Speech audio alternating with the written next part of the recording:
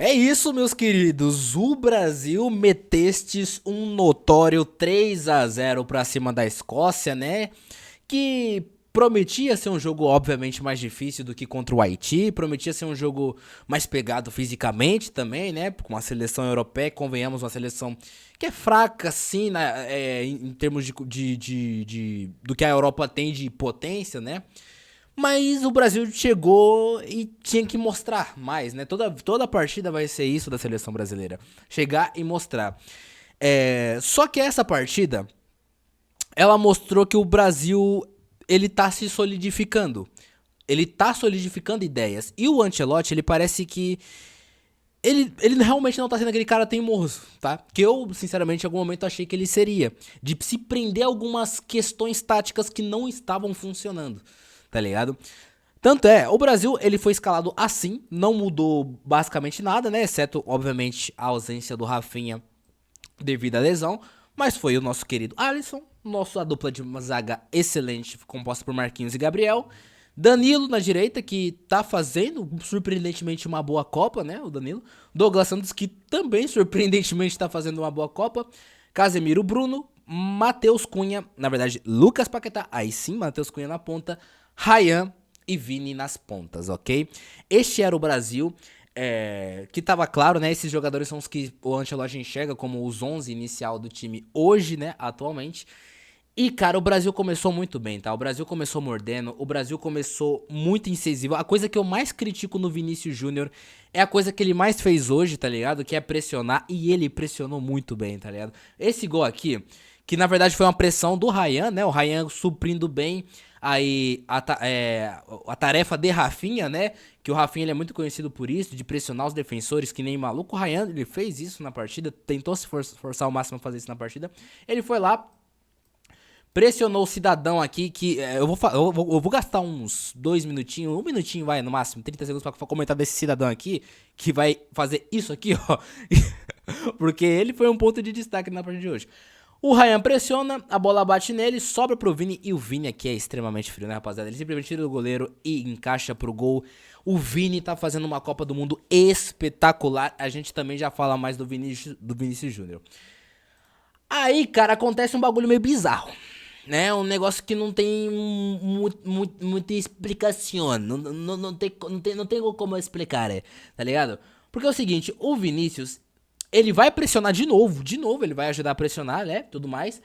O zagueiro da Escócia se caga todo, não vê o Vinícius, perde a bola, o Vinícius ganha dele, faz o gol e o juiz marca falta, mano.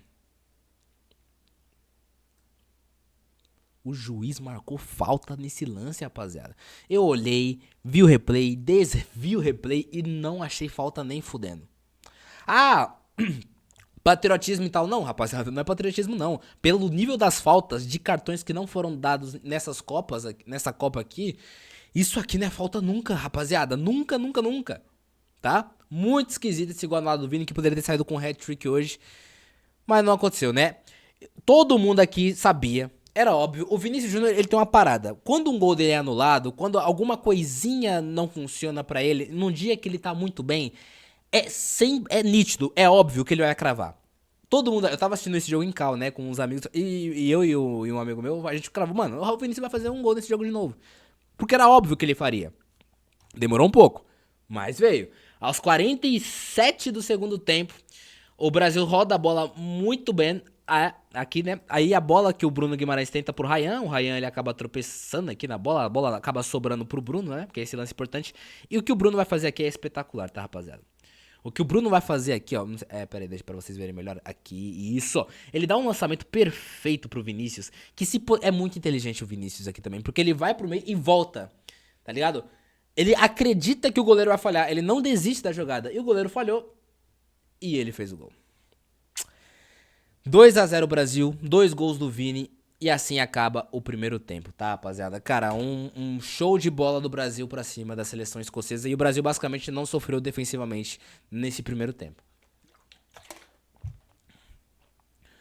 Chega o segundo tempo, na verdade é isso aí, né? Chega o segundo tempo, o Ancelotti ainda não faz mudanças nem nada, tá? e chega com um golaço, né? O Casemiro, que foi o ponto baixo da partida de hoje, ele dá um belo passe, ele dá esse passe aqui, ó, espetacular para o Bruno Guimarães, e o Bruno Guimarães, que também fez uma partidaça, mais uma, né, por sinal. Ele tira o cara completamente da jogada, como se fosse um pedaço de sei lá, mano, de sebo. Ele espera a passagem do Matheus Cunha, corta o defensor aqui de novo. Ei, camisa 13 da Escócia, não conseguiu achar a bola. Deixa pro Matheus Cunha que só bola e faz o golaço do Matheus Cunha, que também chega a 3 gols nessa Copa do Mundo. Que bela exibição do Brasil. E assim, depois desse gol aqui, rapaziada, o Brasil acalma os ânimos, fica mais tranquilo, dá uma baixada ali na intensidade, como tá vencendo o protocolar de todas as seleções praticamente, tá? Tirando a Alemanha, que meteu um notório 7-1, e aquele jogo do Canadá que foi 6-1, eu acho, contra o Catar, que teve 2 expulsos. Todas as seleções estão diminuindo o ritmo no segundo tempo nessa fase de grupos, tá? Então depois de um 3-0 é normal que isso acontecesse.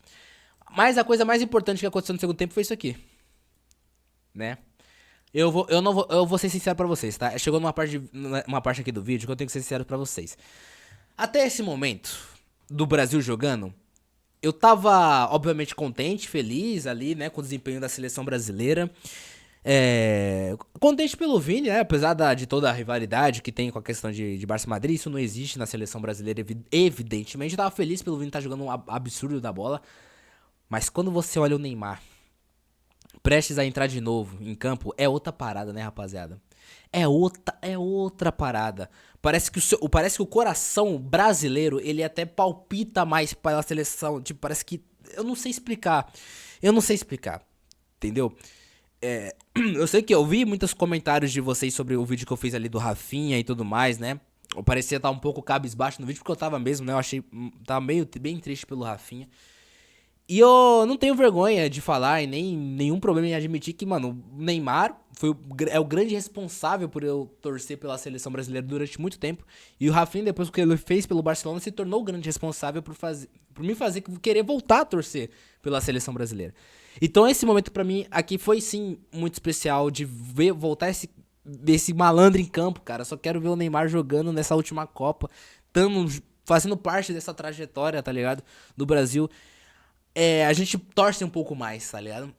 Eu, particularmente, também torço um pouco, muito mais, pra ser sincero, pra seleção brasileira, porque o Neymar, ele também é um dos responsáveis, é o top 2 responsável, né? Junto com o Messi, por me fazer gostar tanto de futebol. Então, de fato, foi um momento muito legal, muito emocionante aqui. Ele voltar em campo, deu um chute no gol. Goleiro filho da puta, poderia ter deixado entrar, né? Goleiro escocês desgraçado, pra sair o golzinho do Neymar. Eu sei que o Neymar sofreu grandes problemas nos últimos anos de carreira, extra-campo, dentro de campo, fisicamente, mas é muito legal, cara, é muito legal. Isso daqui foi muito foda. Não saiu o gol do Neymar, infelizmente, né? Mas ele pelo menos voltou em campo, que era o mais importante. Ele voltar em campo, jogou 20 minutinhos aí, nosso querido Ney. No final, o Brasil vence a Escócia por 3-0 numa partida que ficou muito mais fácil do que a gente imaginava. A Escócia não conseguiu oferecer perigos nenhum para a seleção brasileira. Dá uma olhada nas notas dos defensores da seleção escocesa. Bizarro, até o goleiro tirou de 7.5, 4.4, tá ligado? Do McKenna aqui. Não foi o dia dos caras, enquanto foi o nosso dia, né? O Vini aí marcando 2 gols, 9.3. Matheus Cunha muito bem. O que o Bruno Guimarães jogou também foi muito bom. O Ryan... Eu até tava brincando em cal, né? Falando, se fosse o Rafinha. E há muitos lances que o Ryan ali errava, né? Alguns lances assim meio bobos, né? Que é normal o jogador errar, mas eu só tava tirando onda. Mas, cara, o Ryan fez um ótimo trabalho, assim, de marcação-pressão. Ele deu ele conseguiu manter ali relativamente a vitalidade que o Rafinha dá pro time da seleção brasileira. Conseguiu uma assistência nessa pressão alta. Ia fazendo uma pintura ali de gol, mas acabou desperdiçando uma chance clara. Foi nesse lance, principalmente, que eu falei, se fosse o Rafinha. Porque se fosse o Rafinha, a gente sabe o que estaria acontecendo, tá ligado? O mundo quer cair em cima dele perante alguns brasileiros aí. Mas enfim, isso aí a gente só ignora. É uma pena o menino não ter feito o gol dele. Mas ele conseguiu, ele foi relativamente bem, tá ligado? Ele conseguiu ajudar a equipe do Brasil em alguns bons momentos, né? A zaga foi sólida, o Casemiro foi o ponto baixo do jogo, né? O Casemiro lento em alguns momentos, errando algumas coisas, apesar de ter dado aquele passe espetacular pro Bruno Guimarães que gerou o gol do Matheus Cunha. O Casemiro eu sinto em jogos com seleções mais absurdas, não vai dar pra ele jogar.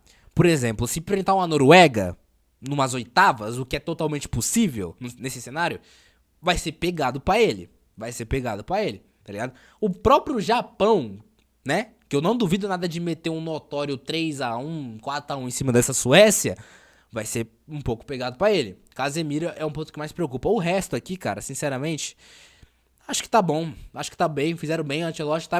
A equipe do Brasil joga como equipe agora, tá ligado? E isso é muito bom. É muito importante.